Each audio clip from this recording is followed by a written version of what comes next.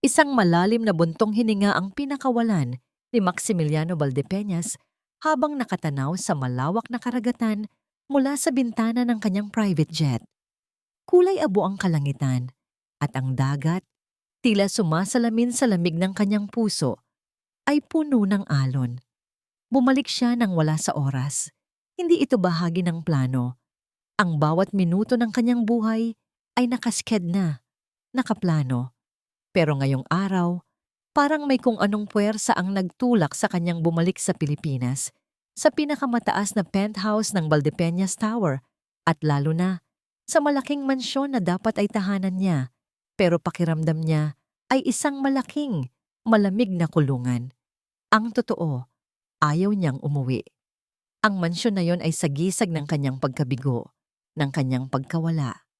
Ang bawat sulok nito ay puno ng anino ng nakaraan, ng mga pighati na pilit niyang tinatakasan sa pamamagitan ng trabaho at walang humpay na pagpapalawak ng kanyang imperyo. Ang negosyo ang kanyang kanlungan, ang tanging bagay na nagbibigay sa kanya ng kontrol sa buhay na tila unti-unting lumalabas sa kanyang mga kamay. Sa kanyang isip, ang bahay na yon ay isang abala, lalo na ang 4 niyang anak, ang mga bata.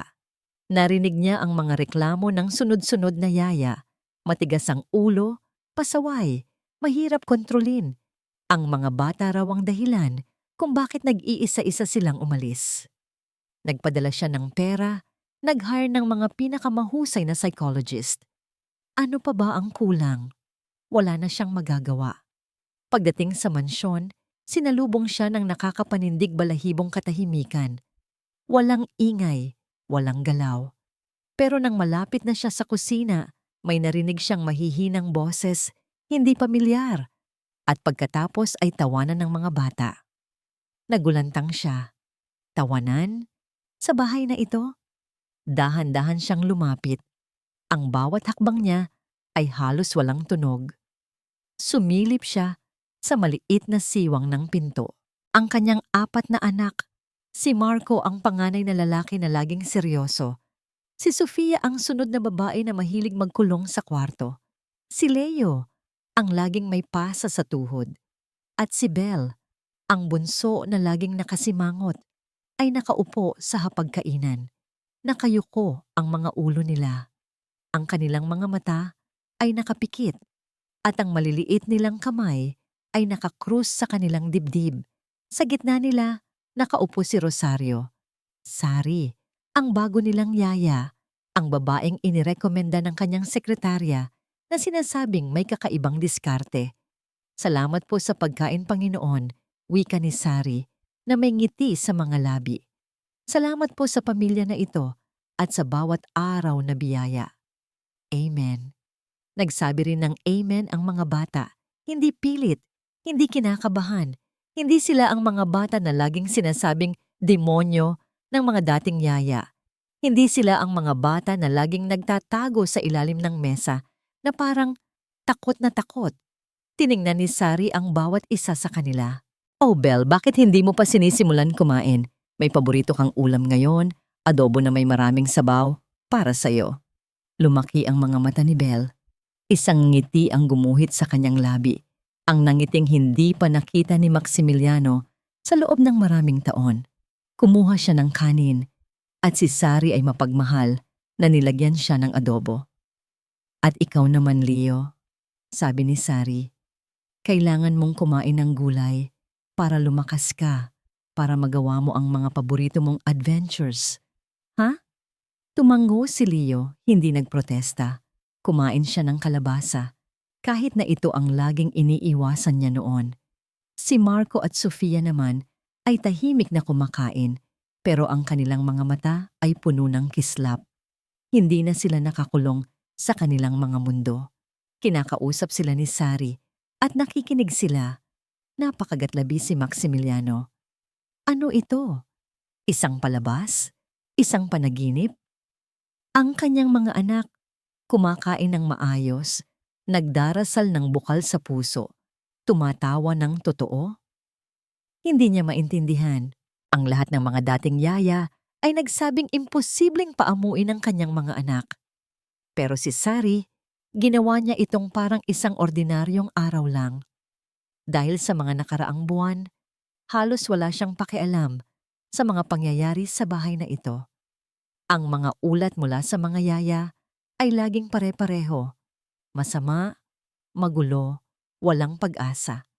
At siya, abala sa trabaho, abala sa pagtakas sa mga anino ng nakaraan, ay pinili lang na maniwala.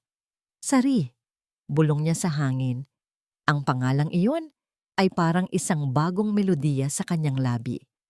Isang melodiya na naglalaman ng kakaibang init, kakaibang pag-asa. Sino ka ba talaga? Biglang, si Belle ang bunso ay itinaas ang kanyang ulo. Ang kanyang mga mata ay lumipad sa kinaroroonan ni Maximiliano. Isang munting kislap ng pagtataka ang sumilay sa kanyang mga mata. Napahinto siya sa pagnguya. Nahinto rin ang puso ni Maximiliano. Nakita niya ako.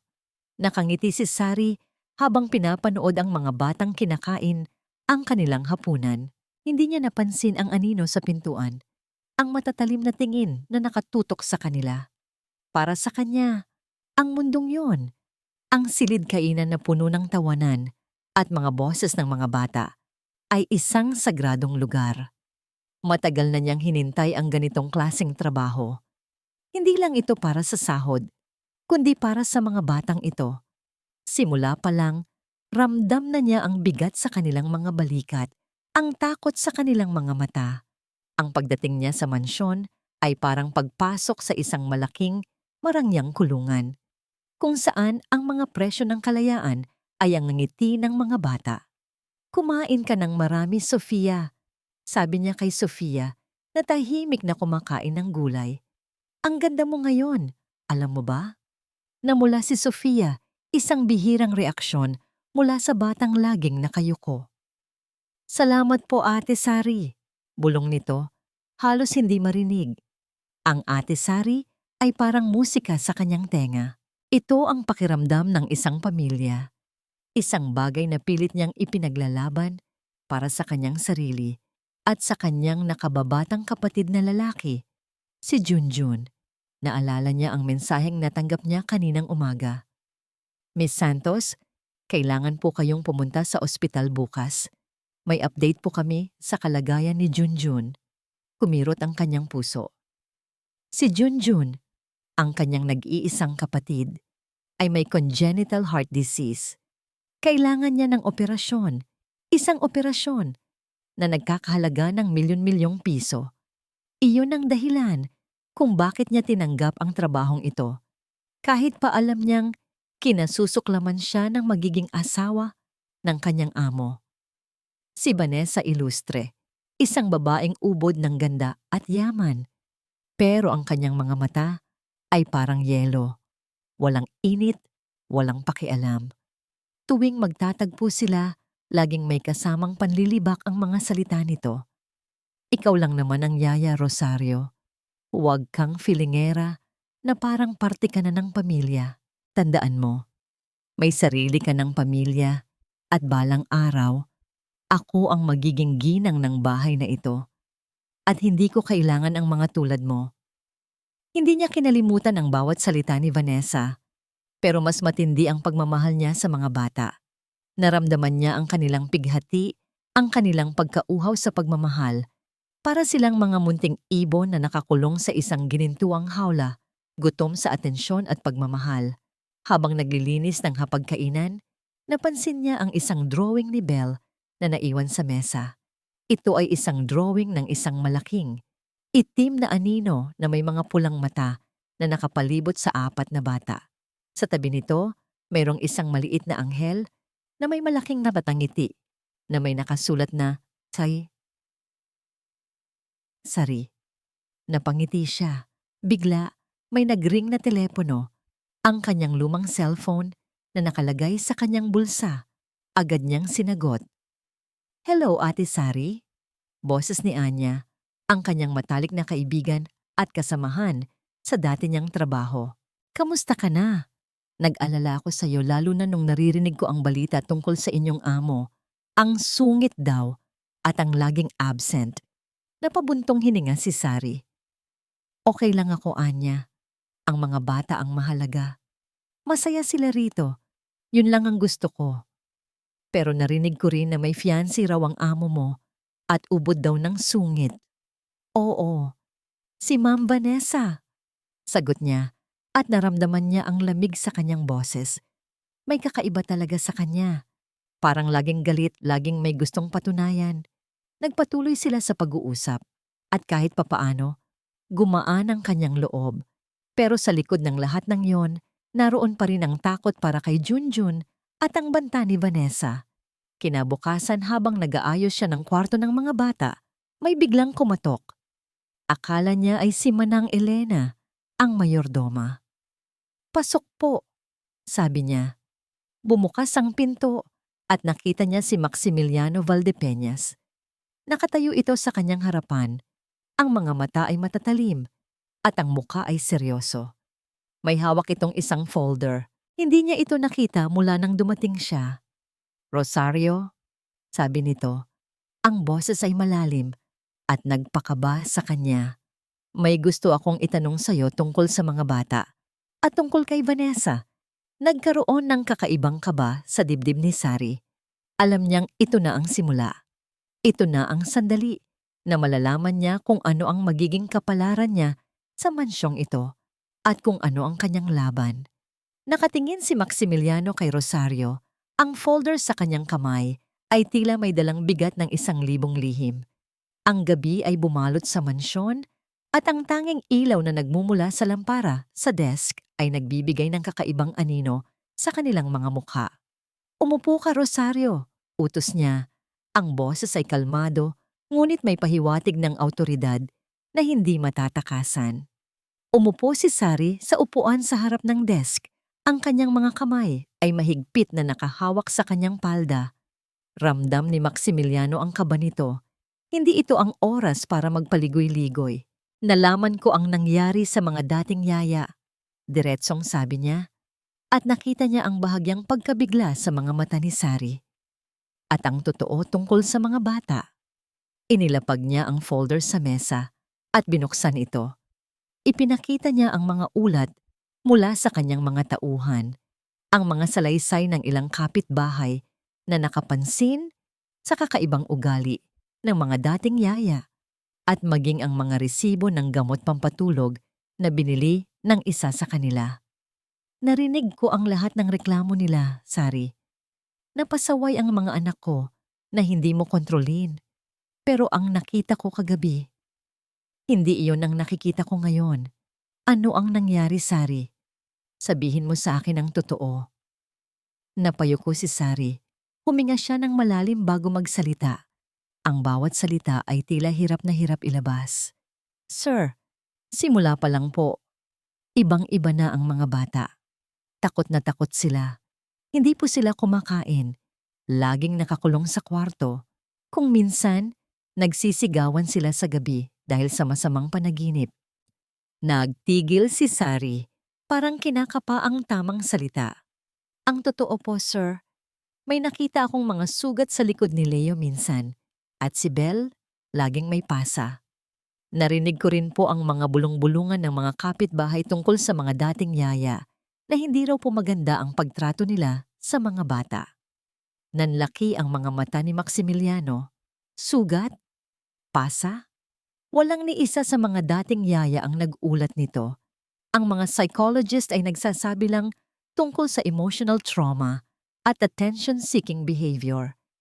"May nakita rin po akong mga gamot na pampatulog sa basurahan, sir. Hindi po pambata.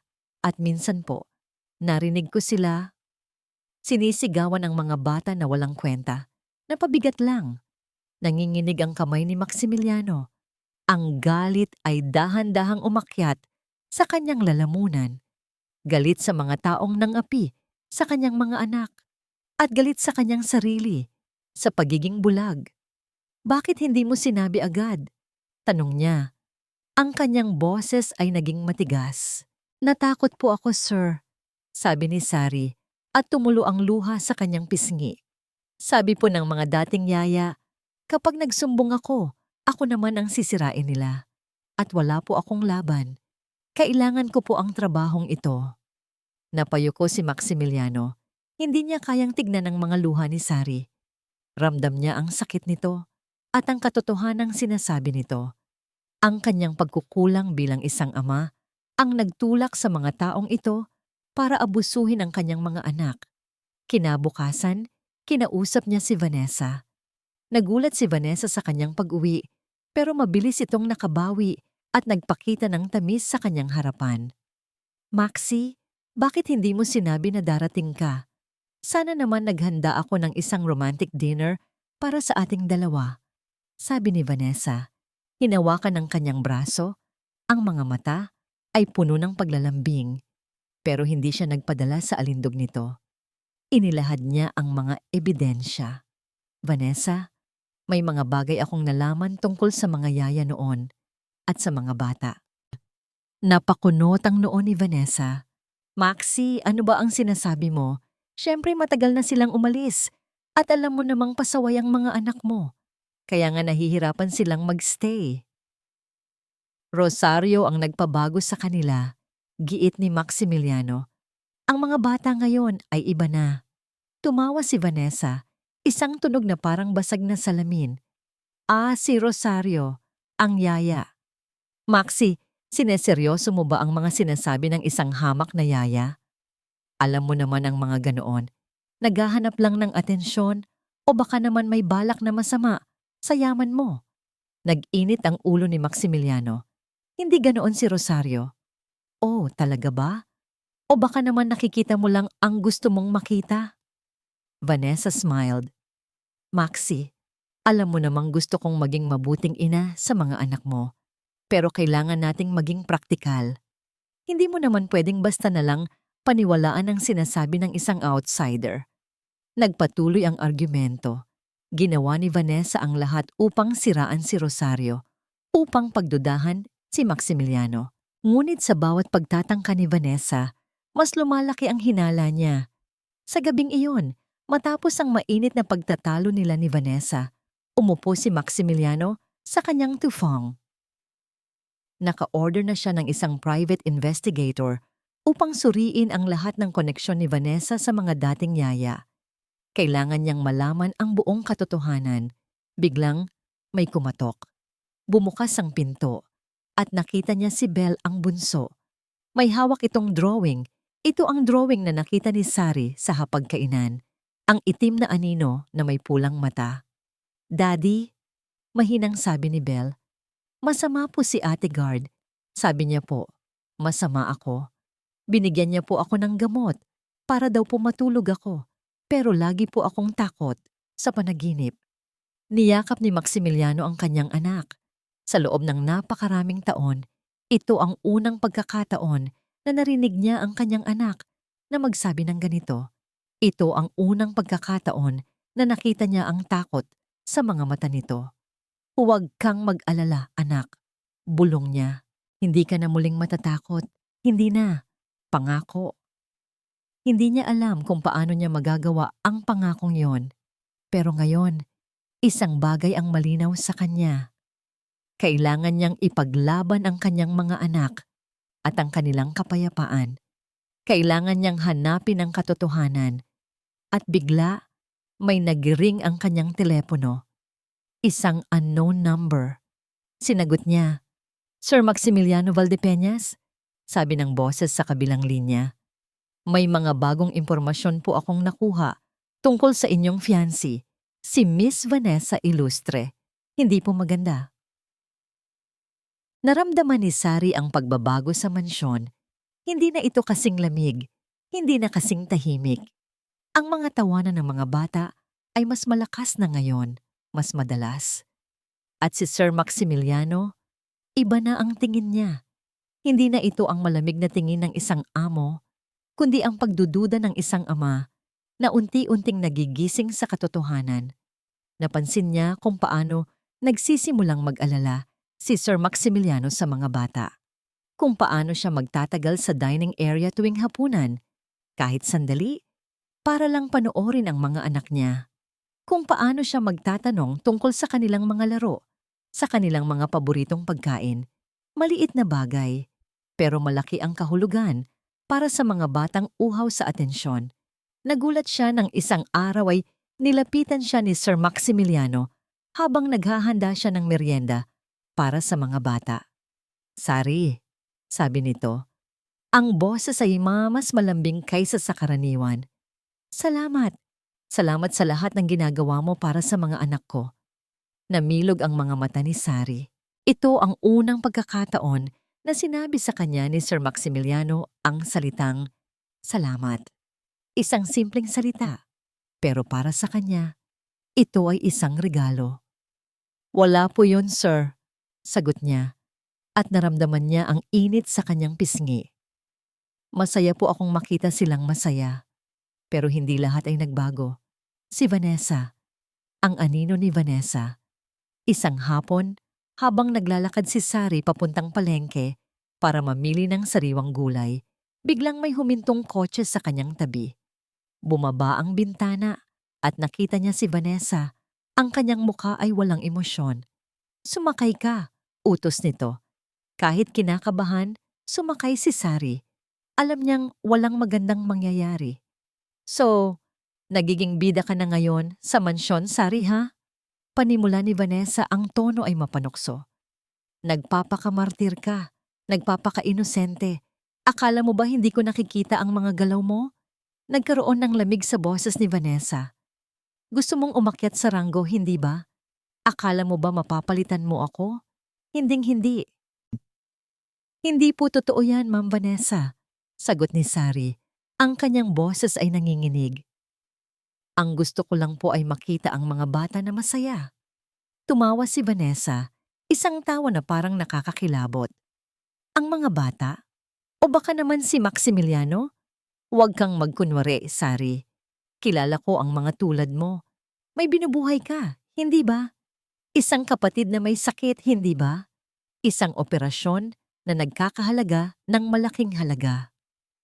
Nanlaki ang mga mata ni Sari. Paano nalaman ni Vanessa ang tungkol kay Junjun? "Huwag na huwag mong subukang agawin sa akin si Maximiliano," patuloy ni Vanessa. Ang mga mata ay nanlilisik. "Kung hindi, sisiguraduhin kong wala kang mapupuntahang ospital. Sisiguraduhin kong mawawalan ng pag-asa ang kapatid mo. Hindi lang trabaho ang mawawala sa'yo, Sari. Mawawala ang lahat." Nanginginig ang buong katawan ni Sari. Ang banta ni Vanessa ay hindi biro. Pero ang ideya na iwanan ang mga bata, na iwanan ang mga ngiti, na unti-unti niyang binabalik sa kanila, hindi niya kaya. Pag-uwi niya, tinawagan niya si Anya. "Anya, kailangan ko ng payo mo. Natatakot ako." Ikinuwento niya ang lahat ng nangyari, ang tungkol sa pagbabanta ni Vanessa, ang tungkol kay Junjun. "Ate Sari, huwag kang susuko," sabi ni Anya sa kabilang linya. "Alam kong mahirap, pero malakas ka. At ang mga bata, kailangan ka nila. Hindi ka pwedeng magpadala sa takot." Ang mga salita ni Anya ay nagbigay sa kanya ng lakas. Kailangan niyang lumaban. Hindi lang para sa kanyang kapatid, kundi para sa mga bata. Tinitigan niya ang kanyang sarili sa salamin. Isang hamak na yaya, isang ordinaryong babae. Pero meron siyang bagay na wala si Vanessa. Ang puso. Ang kakayahang magmahal ng totoo nang walang kapalit. Habang nagbabasa siya ng kwento sa mga bata bago sila matulog, nakita niya ang isang text message mula kay Sir Maximiliano. "May kailangan kang malaman, Sari. Magkita tayo sa office ko bukas pagkatapos ng hapunan." Nagkaroon ng kakaibang kaba sa kanyang dibdib. Hindi na takot, kundi pag-asa at kaunting kislap ng kilig. Naramdaman ni Maximiliano ang bigat ng mundo sa kanyang balikat habang hinihintay niya si Sari sa kanyang opisina. Ang lamig ng aircon ay hindi sapat para palamigin ang nag-aapoy na galit sa kanyang puso. Hawak niya ang isang USB drive na naglalaman ng katotohanan na sisira sa mundo ni Vanessa at halos sa kanyang sarili. Ang impormasyong nakuha ng private investigator ay nagbunyag ng koneksyon ni Vanessa sa bawat yaya na dumaan sa mansyon. Hindi lang yon. Mayroong mga transaksyon sa bank account, mga tawag sa telepono, at mga nakakagulat na video clips. Dumating si Sari, ang kanyang mukha ay halatang kinakabahan. Umupo siya sa tapat niya, ang mga mata nito ay nagtatanong. Sari, panimula ni Maximiliano, may nakita ako at ito ang magpapaliwanag sa lahat. Isinaksak niya ang USB drive sa kanyang laptop at inilabas ang isang video. Sa screen, makikita ang isang kwarto ng mga bata. Makikita si Vanessa, nakangiti, habang iniaabot ang isang sako ng pera sa isang yaya. Gawin mo ang trabaho mo, sabi ni Vanessa sa video. Ang kanyang boses ay malamig at puno ng pagmamataas. Gawin mong impyerno ang buhay ng mga bata. Siguraduhin mong magre-resign ka pagkatapos ng isang buwan at magsasabing hindi mo na kaya ang ugali ng mga bata. At siguraduhin mo na ang balita na pasaway ang mga Valdepeñas ay kumalat. Namilog ang mga mata ni Sari at napasinghap siya. Ang kanyang kamay ay napatakip sa kanyang bibig. Hindi lang yan, patuloy ni Maximiliano. Mayroon pa. Ipinakita niya ang sunod-sunod na clips. Makikita ang mga yaya na sinisigawan ang mga bata. Sinasaktan sila. Pinapakain ng gamot pampatulog. Makikita rin ang pagdurusa ng kanyang mga anak. Ang kanilang mga takot na mukha. Ang kanilang mga luha. Nanginginig ang mga kamay ni Maximiliano habang pinapanood ang bawat footage. Ang kanyang sariling mga anak, ang mga bata na kanyang ipinagkatiwala sa mga halimaw na ito. At ang babaeng kanyang pinagkakatiwalaan, ang babaeng akala niya ay mamahalin niya, ay ang utak sa likod ng lahat. Sir Maximiliano, bulong ni Sari, ang kanyang boses ay puno ng pighati. Vanessa, pagpapatuloy ni Maximiliano, ang kanyang tinig ay naging matigas na bakal. Si Vanessa ang utak sa likod ng lahat ng ito. Ang kanyang layunin ay sirain ang pamilya ko upang mawalan ako ng tiwala sa aking mga anak at upang maging siya ang tanging pagpipilian ko. Hindi ko po akalain. At ako, sabi ni Maximiliano, ang kanyang tinig ay puno ng pagsisisi, ay naging bulag. Pinaniwalaan ko ang lahat ng mga sinabi nila, ang lahat ng mga ulat. Hindi ko pinakinggan ang sarili kong puso. Hindi ko pinakinggan ang mga anak ko. Kinabukasan, sa umaga, bago pa man makadating si Vanessa sa mansyon, ipinatawag ni Maximiliano ang lahat ng mga empleyado sa sala. Naroon si Manang Elena, ang mga hardinero, ang mga katulong, at si Sari. Pagdating ni Vanessa, nakangiti ito, handa na para sa kung anong okasyon. Nakita niya si Maximiliano, ang mga mata ay nanlilisik. Maxi, bakit hindi mo ako sinabihan na magkakaroon tayo ng family meeting? Naku, dapat sana ay nag-ayos ako ng mas maganda. Sabi ni Vanessa, ang kanyang nangiti ay hindi umabot sa kanyang mga mata. Wala nang family meeting, Vanessa. Malamig na sabi ni Maximiliano. At wala nang tayo. Nagulantang si Vanessa. Maxi, ano ba ang sinasabi mo? Ito ang sinasabi ko, sabi ni Maximiliano, at ipinakita niya ang video sa malaking TV screen sa sala. Nanlaki ang mga mata ni Vanessa, ang kanyang mukha ay namutla. Nagulat ang lahat ng mga empleyado. Nakita nila ang totoong kulay ni Vanessa. Hindi yan totoo, sigaw ni Vanessa, at tumakbo siya papunta sa TV, sinusubukang patayin ito. Pero hinarangan siya ni Maximiliano. Ang lahat ng ito ay totoo, Vanessa. Sabi ni Maximiliano, ang kanyang boses ay puno ng galit. Ang bawat paghihirap ng aking mga anak ay dahil sa iyo. Ang bawat luha na pinakawalan nila ay dahil sa iyong kasakiman at kasamaan.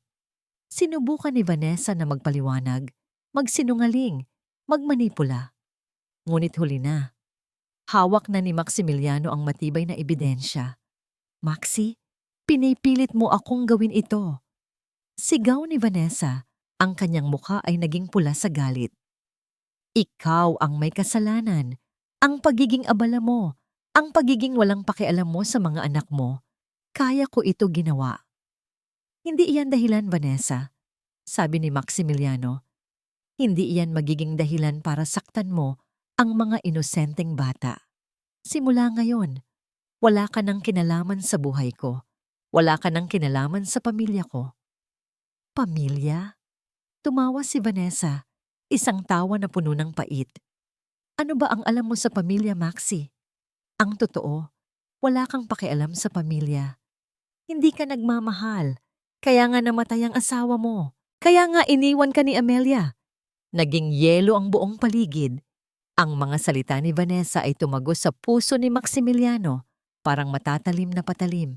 Si Sari at ang iba pang mga empleyado ay nagulat. Narinig nila ang lihim na matagal nang inilibing. Hindi totoo yan! Sigaw ni Maximiliano. Ang kanyang mga mata ay nanlilisik. Oh, talaga ba? Ngiti ni Vanessa, isang ngangiti ng tagumpay. Ang sabi niya sa akin bago siya mamatay, hindi niya nakaya ang pamumuhay na puro trabaho. Walang oras para sa kanya. Walang oras para sa inyo. Ikaw ang dahilan, Maxi. Ikaw! Namilog ang mga mata ni Maximiliano. Ang bawat salita ni Vanessa ay nagpatunay sa kanyang pinakatatagong takot, ang pinakamasakit na katotohanan. Tapos na tayo, Vanessa? Sabi ni Maximiliano, ang kanyang boses ay nanginginig sa galit at sakit. Tapos na ang lahat. Naging abo ang lahat. Ang bawat salita ni Vanessa na parang lason ay lumason sa buong mansyon. Ang kanyang huling pahayag, ang tungkol kay Amelia, ay nagbigay ng matinding epekto kay Sir Maximiliano.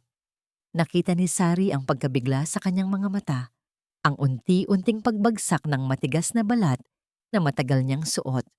Bigla na lang, nawala ng ulirat si Sir Maximiliano.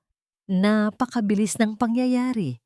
Mula sa galit, biglang naging puting papel ang kanyang mukha at bumagsak siya sa sahig. Sir Maximiliano! Sigaw ni Sari at mabilis siyang lumapit.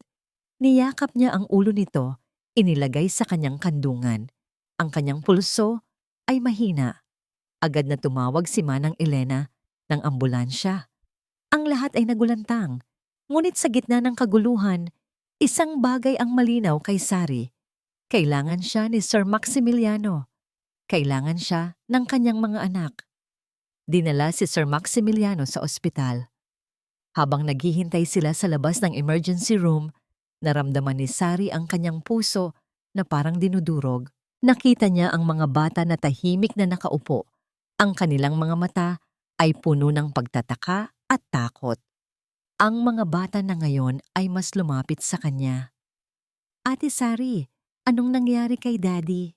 Tanong ni Belle. Ang kanyang maliliit na kamay ay hinawakan ng kanyang palda. Okay lang si Daddy, mga anak. Pagsisinungaling niya, pero ang kanyang boses ay nanginginig.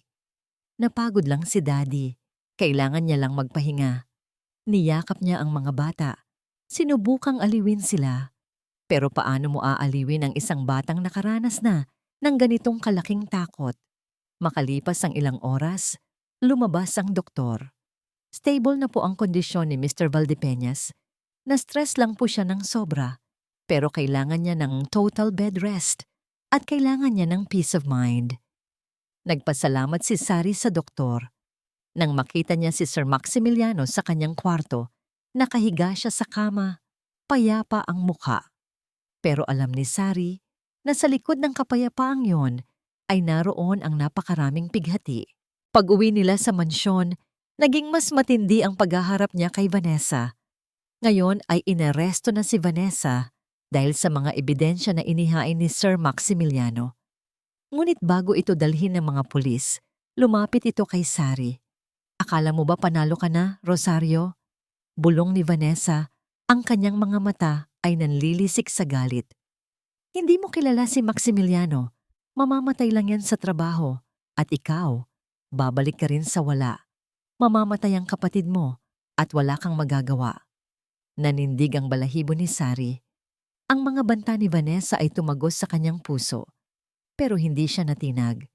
Ngayon, mas matindi ang dahilan niya para lumaban. Naging sentro ng atensyon si Sari sa mansyon. Siya ang nag-aalaga kay Sir Maximiliano. Siya ang nagpapatahan sa mga bata. Pinapakain niya sila, pinapaligo, at binabasa ng kwento bago matulog. Isang gabi, habang inaalagaan niya si Sir Maximiliano, nagising na pero tahimik pa rin. Naramdaman niya ang kamay nito na hinawakan ang kanyang kamay. "Sari," mahinang sabi nito. "Salamat. Salamat sa lahat." "Wala po yun, sir," sagot niya. "Kailangan ninyo po akong maging matatag para po sa mga bata." "Ang sakit, Sari," sabi ni Sir Maximiliano, ang kanyang boses ay basag. "Ang sakit malaman ng katotohanan. Ang asawa ko, iniwan ako dahil sa akin." Dahan-dahan, ikinuwento ni Sir Maximiliano kay Sari ang tungkol kay Amelia. Ang kanyang pagiging abala sa trabaho, ang kanyang pagtanggi sa mga pakiusap ni Amelia na bigyan siya ng oras, ang mga hinala niya kay Amelia na hindi pala totoo, at kung paano siya nagulantang sa balitang namatay ang kanyang asawa.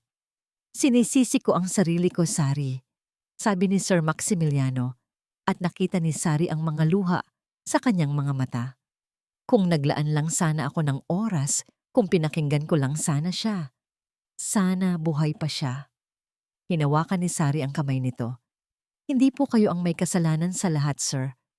Ang mga ganitong bagay po ay komplikado. Pero ang mahalaga po, narito kayo ngayon. At may pagkakataon pa po kayong itama ang lahat para po sa mga anak ninyo." Isang sandali ng katahimikan. Nag-iisip si Sari kung dapat ba niyang sabihin ang tungkol kay Junjun. Ngunit pakiramdam niya, ito ang tamang panahon.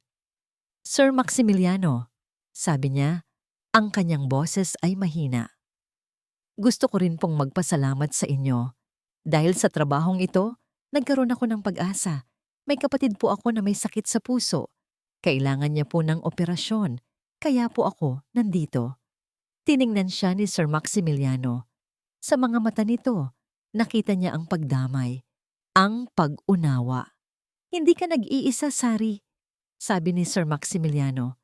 "Tutulungan kita. Tutulungan natin ang kapatid mo. Pangako." Isang mainit na pakiramdam ang bumalot sa puso ni Sari.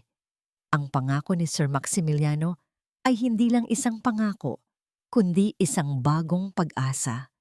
Naramdaman niya ang isang koneksyon sa pagitan nila. Isang koneksyon na mas malalim kaysa sa pagitan ng amo at empleyado. Sa labas ng bintana, ang buwan ay maliwanag. Isang bagong simula ang tila naghihintay para sa kanila.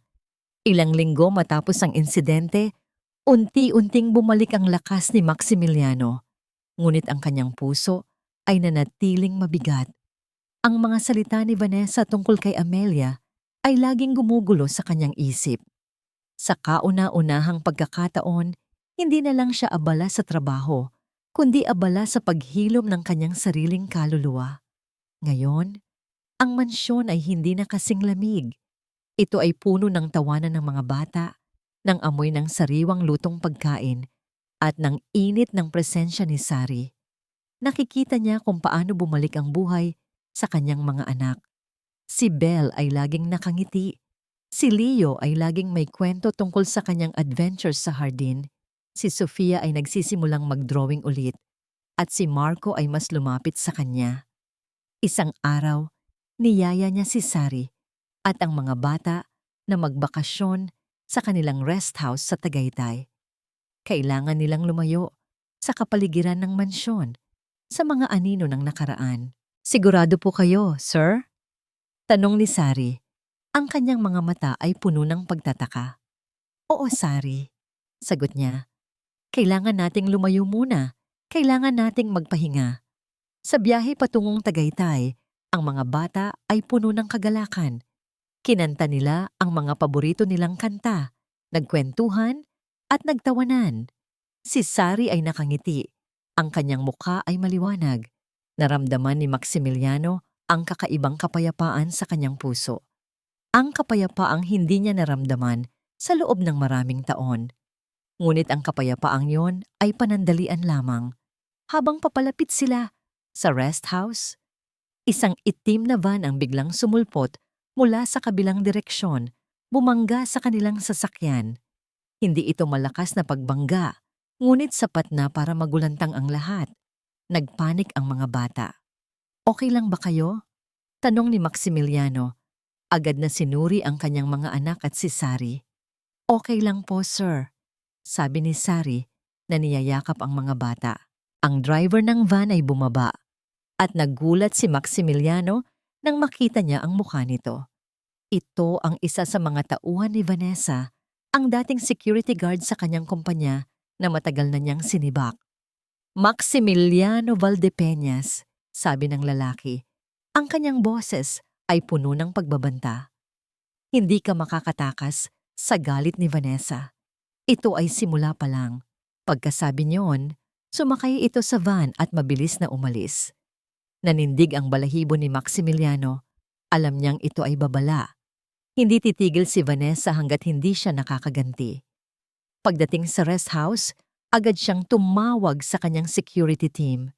Inutusan niya silang doblehin ang seguridad sa rest house at sa mansyon. Hindi niya hahayaan na saktan ni Vanessa ang kanyang pamilya.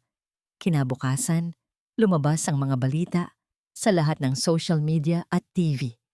Ang pangalan ni Maximiliano Valdepeñas ay laging nasa headline. Hindi lang ang kaso ni Vanessa, kundi pati na rin ang scandal tungkol sa kanyang mga anak at ang kanyang relasyon kay Sari. Si Rosario Santos ang yaya, ang bagong nobya ni Maximiliano Valdepeñas. Ang mga Valdepeñas, puno ng mga kontrobersya. Ang mga komento ay puno ng paghuhusga. Mga taong hindi nakakakilala sa kanila, hinuhusgahan sila, ngunit hindi niya ininda iyon. Ang mahalaga ay ang kanyang pamilya.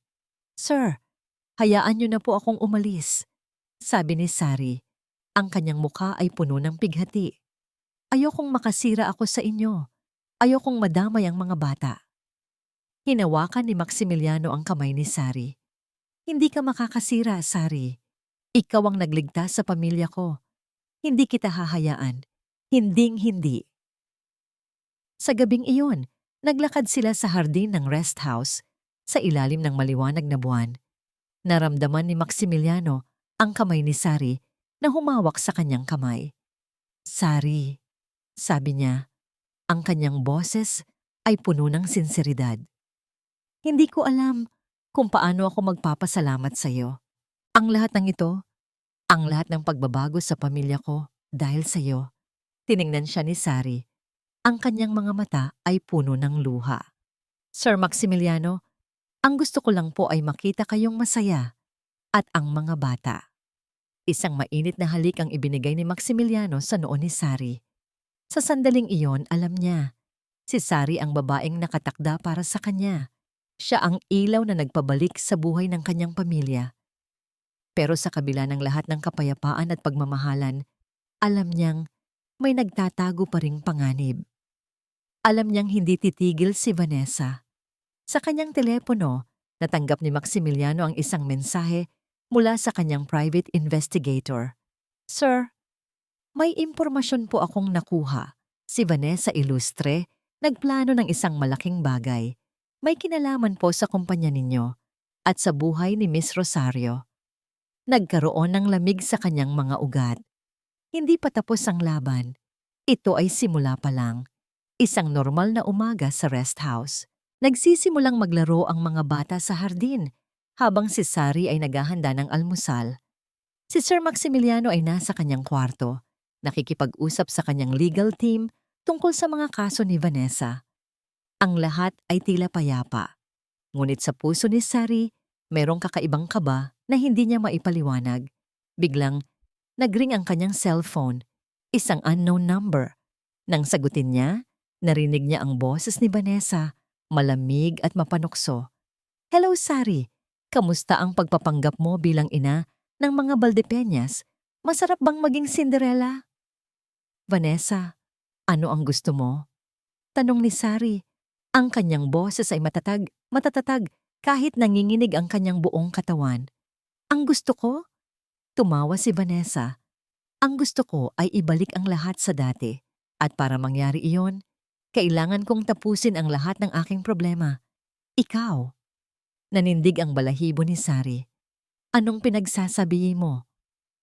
Ang cute na kapatid mo si Junjun, sabi ni Vanessa, at naramdaman ni Sari ang paglamig ng kanyang dugo. Kasama ko siya ngayon, at kung gusto mong makita siyang buhay, pumunta ka sa lumang warehouse sa dulo ng bayan. Mag-isa ka.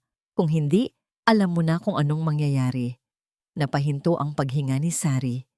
Si Junjun, nasa panganib ang kanyang kapatid, hindi siya maaaring mag-atubili. Sige, sabi ni Sari. Ang kanyang boses ay matatag. Pupunta ako, pero huwag na huwag mong saktan ang kapatid ko. Magaling, sabi ni Vanessa, at pagkatapos ay binaba niya ang tawag. Agad na tumakbo si Sari papunta sa kwarto ni Sir Maximiliano. Ngunit bago pa man siya makarating, nakita niya si Manang Elena, ang muka ay putlang-putla. Sari, may natanggap akong sulat, sabi ni Manang Elena at iniabot ang isang sobre. Ito ay walang pangalan, walang address. Nang buksan ni Sari, nakita niya ang isang picture ni Junjun, nakatali ang bibig at kamay, at sa likod nito ay nakasulat, ang kapalit ng iyong pagmamahal sa mga Valdepeñas ay ang buhay ng kapatid mo. Nanginginig ang buong katawan ni Sari. Walang panahon para mag-isip. Manang, aalis po ako, sabi ni Sari, at tumakbo siya palabas ng bahay patungo sa lumang warehouse. Ngunit bago pa man siya makalayo, nakasalubong niya si Sir Maximiliano. Ang kanyang mukha ay seryoso at may hawak siyang cellphone. Sari, saan ka pupunta? Tanong niya. Ang kanyang boses ay puno ng pag-aalala. May natanggap akong tawag mula sa private investigator, si Vanessa. May masamang balak siya. Inabot ni Sari kay Maximiliano ang litrato ni Junjun. Nanlaki ang mga mata ni Sir Maximiliano. Junjun! Sigaw ni Sir Maximiliano. Sasama ako. Hindi, sir, sabi ni Sari. Delikado po. Ako na lang. Hindi ko po kayang mawala ang kapatid ko. Hindi kita hahayaan, sabi ni Sir Maximiliano. Ang kanyang boses ay matigas. Pamilya ko na kayo. Sasama ako. Nang makarating sila sa lumang warehouse, madilim at tahimik ang paligid. Bawat hakbang nila ay may dalang kaba. Sa loob, nakita nila si Vanessa. Nakatayo sa tabi ni Junjun na nakatali sa isang upuan. May hawak siyang baril. Oh, narito na pala ang mag-asawang bayani. Sabi ni Vanessa, ang kanyang nangiti ay nakakakilabot. Handa na ba kayong mamatay para sa pagmamahal ninyo? Pakawalan mo si Junjun, Vanessa, sigaw ni Sari. Hindi, sigaw ni Vanessa. Hindi ko siya pakakawalan. Dahil kayo ang dahilan kung bakit nasira ang buhay ko. Dahil sa inyo, nawala sa akin si Maximiliano. Hindi ko naman gusto ang lahat ng yaman mo, Vanessa, sabi ni Sari. Ang gusto ko lang ay ang kapayapaan ng mga bata. Kapayapaan? Tumawa si Vanessa. Walang kapayapaan sa mundong ito. Puro kasinungalingan. Tulad ng kasinungalingan ni Amelia. Akala mo ba hindi ko alam ang lahat, Sari? Si Amelia, naniwala sa kanyang malalim na pagmamahal sa kanyang asawa, na sa huli ay iniwan lang siya. At ako ang nagmulat sa kanyang mga mata sa katotohanan. Nanlaki ang mga mata ni Maximiliano. Anong sinasabi mo? Oh, hindi mo alam? Ngiti ni Vanessa. Ang asawa mo, si Amelia, ay baliw na baliw sa iyo, Maxi. Pero ikaw, abala sa trabaho, walang oras para sa kanya. Kaya ako, bilang kaibigan niya, ay kinumbinsi ko siyang humanap ng kalayaan. Sinabi ko sa kanya na hindi ka nagmamahal, na magiging masaya siya kung mawawala ka sa buhay niya. At naniwala siya. Naniwala ang tanga. Kaya siya namatay.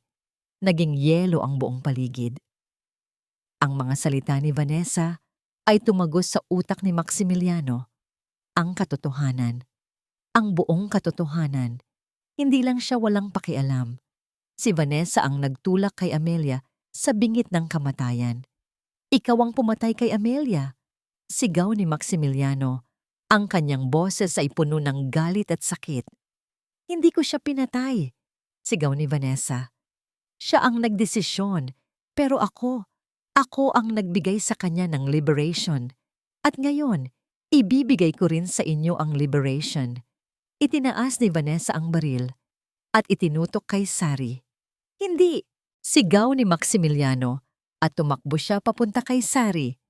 Sa tingin mo ba hahayaan kitang agawin sa akin ang lahat, Maximiliano? Sigaw ni Vanessa at pinaputok niya ang baril. Hindi na nakapag-isip si Sari. Mabilis siyang tumalon. Hinaharangan ang bala para kay Junjun. Isang matinding kirot ang kanyang naramdaman. Bumagsak siya sa sahig. Sari!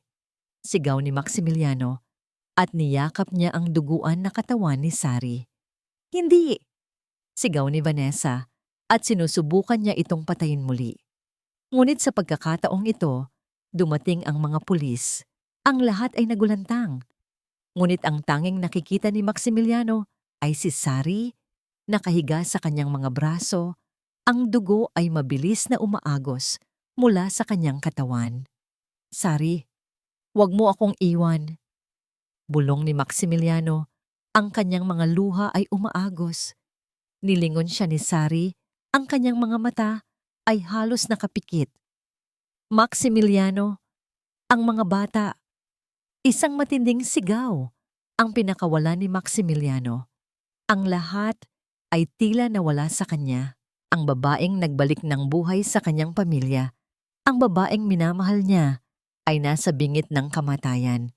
Naging abo ang lahat. Ang alingawngaw ng putok ng baril ay patuloy na umalingawngaw sa pandinig ni Maximiliano. Ang mainit na dugo ni Sari na dumadaloy sa kanyang kamay ay parang nagpapaso sa kanyang kaluluwa.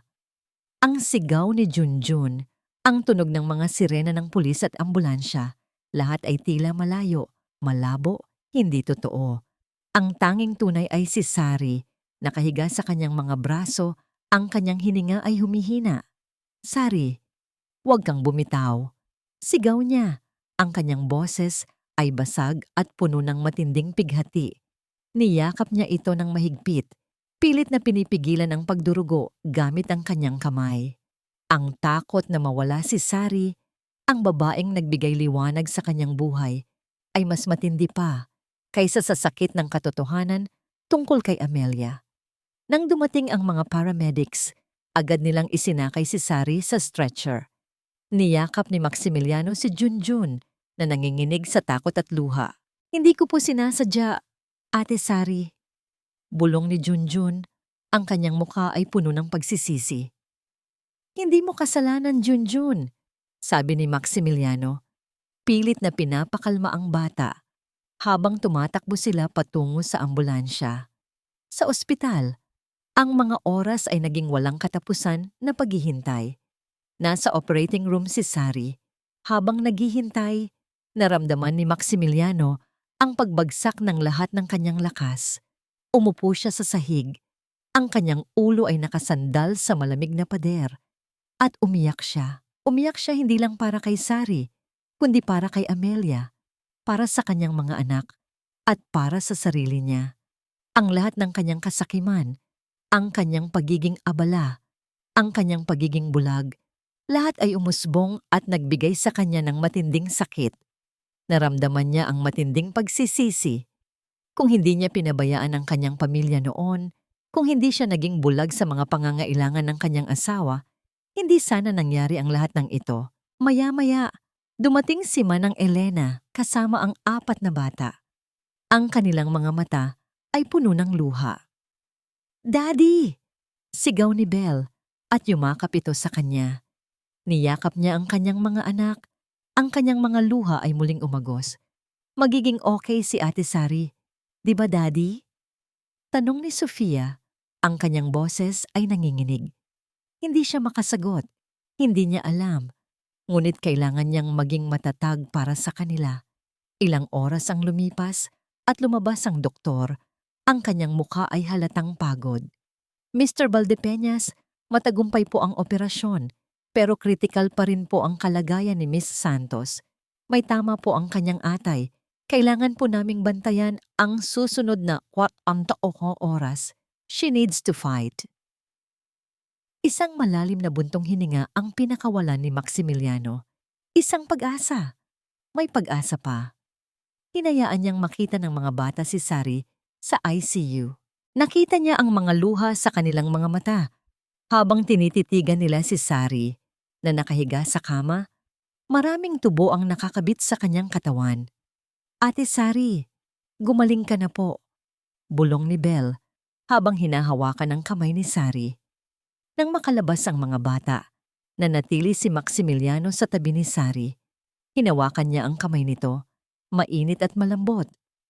Sari, bulong niya, ang kanyang boses ay basag. Hindi ko alam kung paano ako magsisimulang magpasalamat sa iyo. Hindi ko alam kung paano ko babayaran ang lahat ng ginawa mo. Nagawa mo akong magising. Nagawa mong ibalik ang pamilya ko. Ikinuwento niya kay Sari ang lahat ng kanyang pagsisisi, ang kanyang mga pinakatatagong takot, ang kanyang pagmamahal. Naramdaman niya ang kakaibang koneksyon sa pagitan nila, mas matindi pa kaysa dati. Pangako, Sari, sabi niya, at hinalikan niya ang kamay nito. Pangako, kapag gumaling ka, babaguhin ko ang lahat. Babaguhin ko ang buhay ko. Para sa'yo, para sa mga anak ko. Magiging isang mabuting ama ako. Magiging isang mabuting tao ako. At hindi na muli kitang hahayaang masaktan. Hinding-hindi. Sa paglubog ng araw, naramdaman ni Maximiliano ang bahagyang paggalaw ng mga daliri ni Sari. Tiningnan niya ito. Ang kanyang mga mata ay bahagyang nakabukas. Maximiliano, bulong nito, ang kanyang boses ay halos hindi marinig. Ang mga bata. Napakagatlabi si Maximiliano. Ito ang kanyang laban. Ang laban para sa paghilom. Ang laban para sa kanyang pamilya. At ang laban para kay Sari. Unti-unting bumalik ang ulirat ni Sari. Ang unang bagay na nakita niya ay ang mukha ni Maximiliano na nakatingin sa kanya. Ang kanyang mga mata ay puno ng pag-aalala at pagmamahal. Sa gilid, naroon ang kanyang mga anak. Ang kanilang mga mukha ay puno ng saya. At si Junjun, ang kanyang kapatid, ay nakangiti, buhay at ligtas. Sari, gising ka na, bulong ni Maximiliano at hinawakan niya ang kanyang kamay. Isang matamis na ngiti ang gumuhit sa kanyang labi. Maximiliano, mga anak. Niyakap siya ng mga bata. Si Belle, Leo, Sofia at Marco. Lahat sila ay lumapit at hinalikan siya. Naramdaman ni Sari ang init ng kanilang pagmamahal. Ito ang pamilya na matagal na niyang hinahanap. Makalipas ang ilang araw, lumabas na si Sari sa ICU at dinala sa isang private room. Ang paggaling niya ay dahan-dahan pero puno ng pag-asa. Laging nasa tabi niya si Maximiliano, inaalagaan siya, kinukwentuhan at pinapakain. Isang araw, dinala niya si Junjun sa kwarto ni Sari. Ate Sari, okay na po ako, masayang sabi ni Junjun. Si Tito Maximiliano po ang nagbayad ng operasyon ko.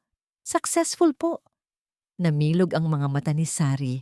Napatingin siya kay Maximiliano. Totoo po ba, sir? Tumango si Maximiliano, nakangiti.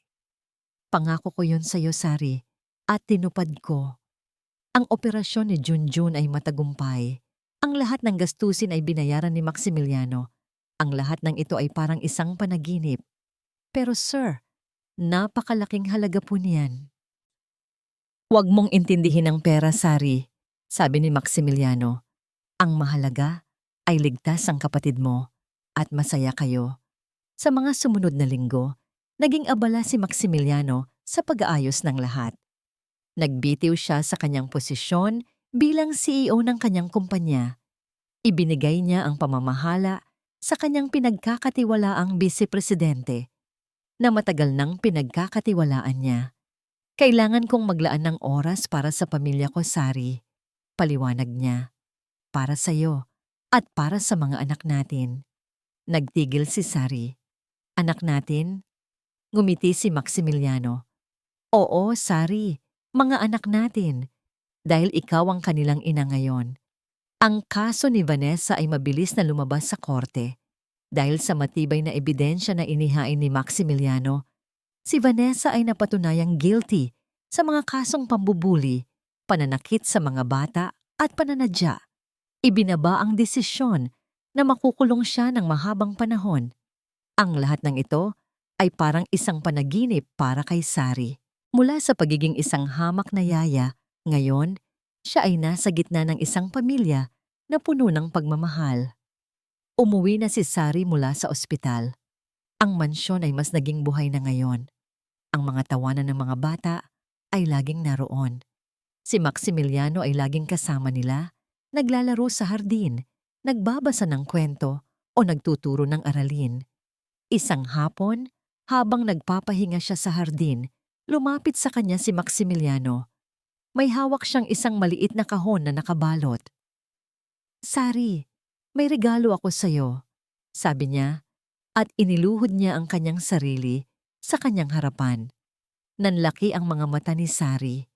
Ang kanyang puso ay kumabog ng malakas. Dahan-dahan, binuksan ni Maximiliano ang kahon. Sa loob, naroon ang isang singsing na may simpleng disenyo, ngunit puno ng kinang. Rosario Santos, sabi ni Maximiliano, ang kanyang mga mata ay puno ng pagmamahal at sinseridad. Mula nang dumating ka sa buhay namin, nagbago ang lahat. Binigyan mo ako ng pag-asa, binigyan mo ang mga anak ko ng ngiti, at binigyan mo ako ng pagkakataon na magmahal ulit. Hindi kita hiniling, hindi ko hinanap. Pero ikaw ang sagot sa lahat ng aking panalangin. Ikaw ang nagpuno sa aking buhay. Ikaw ang nagbalik sa aking pamilya. Kaya Rosario Santos, Sari, will you marry me? Will you be my wife, the mother of my children and the last piece of our broken family? Tumulo ang luha ni Sari. Hindi niya ito inaasahan. Ang kanyang puso ay puno ng kagalakan. Oo, Maximiliano, sabi niya, at niyakap niya ito ng mahigpit. Oo, mahal na mahal kita. Niyakap sila ng mga bata, nagsisigawan sa tuwa.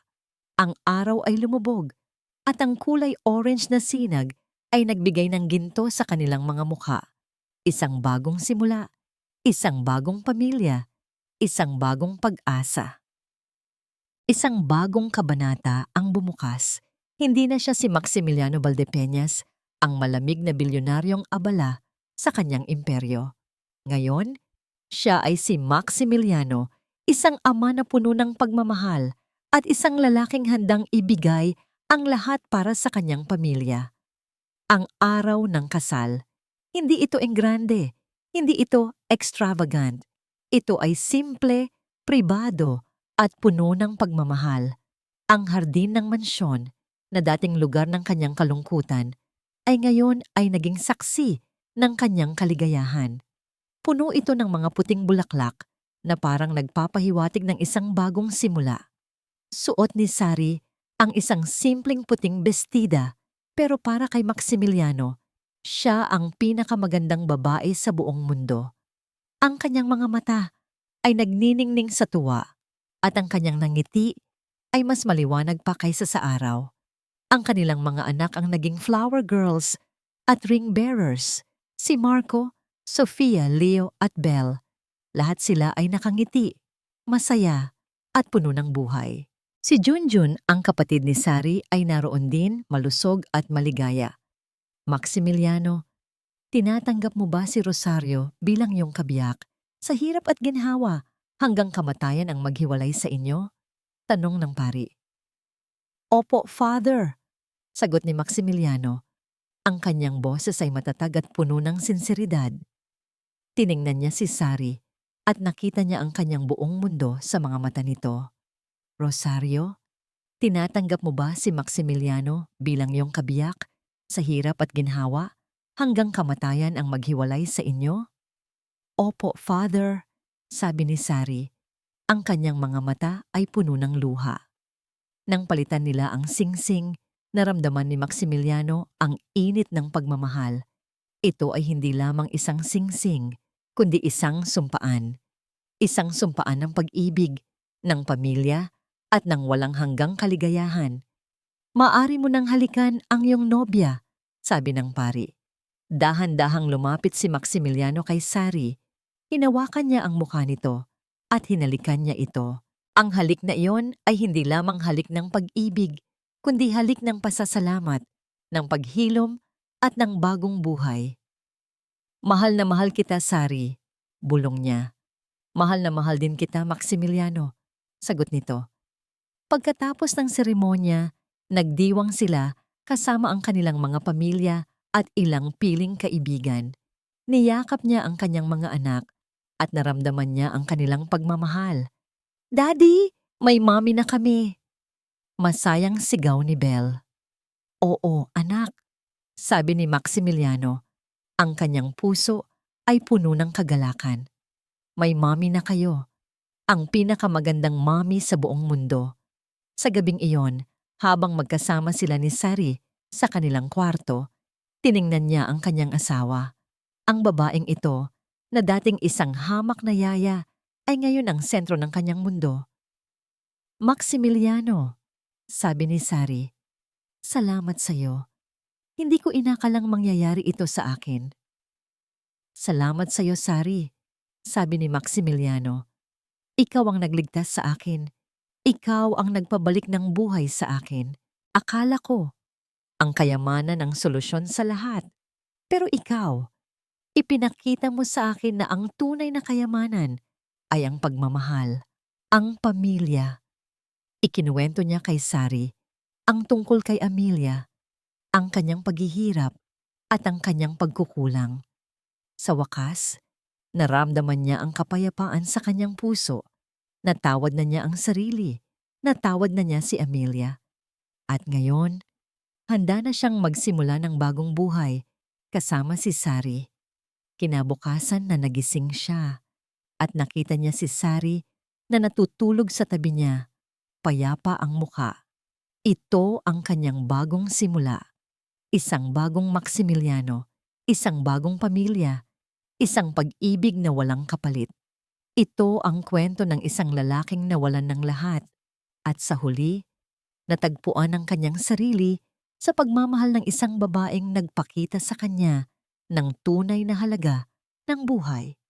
Ang pagmamahal, ang pamilya, ang paghilom, ito ang mga bagay na mas mahalaga kaysa sa anumang kayamanan sa mundo.